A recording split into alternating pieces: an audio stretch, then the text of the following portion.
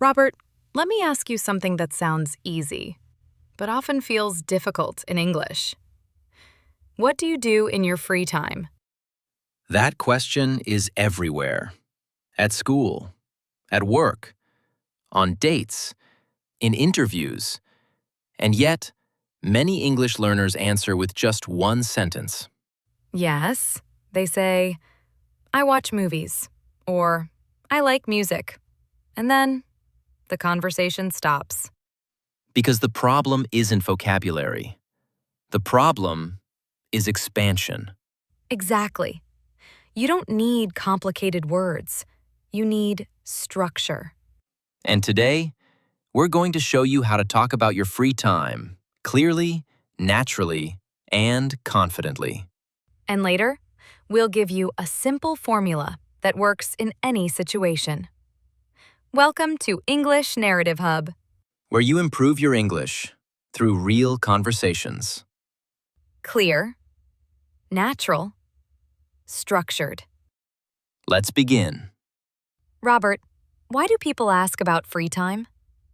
Because free time shows personality. Your hobbies reveal what you enjoy, how you relax, and sometimes what you value in life. And it creates connection.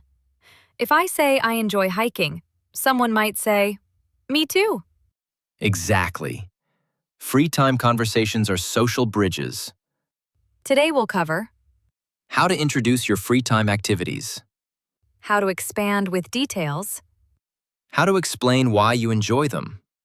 and how to make even simple hobbies sound interesting. Robert, what do you do in your free time? In my free time, I enjoy reading, going for walks, and occasionally cooking new recipes. That's a good start. But now, expand it. Sure. In my free time, I enjoy reading because it helps me disconnect from work and learn new perspectives. I usually read nonfiction books about psychology and productivity. I also like going for long walks in the evening because walking helps me reflect on my day and clear my mind. Occasionally, I experiment with new recipes in the kitchen, especially on weekends when I have more time. Notice something important. He completes each idea. Activity, explanation, feeling. Many learners list hobbies without emotion. Yes, saying I watch TV is fine. But why? What do you watch? When do you watch it? Details create connection. Robert, what do you usually do after work? After work, I try to relax intentionally. Instead of immediately turning on the television, I often take a short walk outside. Fresh air helps me transition from work mode to personal time. Once I'm home, I sometimes cook dinner while listening to a podcast. Cooking feels creative to me because I can experiment with flavors. Later in the evening, I might read or watch a documentary. I prefer documentaries because they combine entertainment with learning. That sounds balanced. You have active habits and relaxing habits. Yes, and I think balance is important. Let me share mine. In my free time, I enjoy journaling. Every evening, I write for about 10 minutes. It helps me organize my thoughts and reflect on my emotions.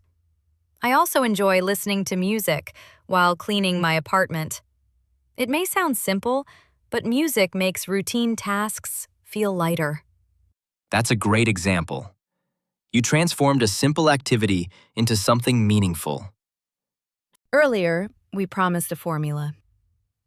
Here it is. Free time phrase. Activity. Detail. Reason. Feeling. This week, try this. After work, ask yourself in English, what do I enjoy doing in my free time? Then describe it out loud. Use the formula.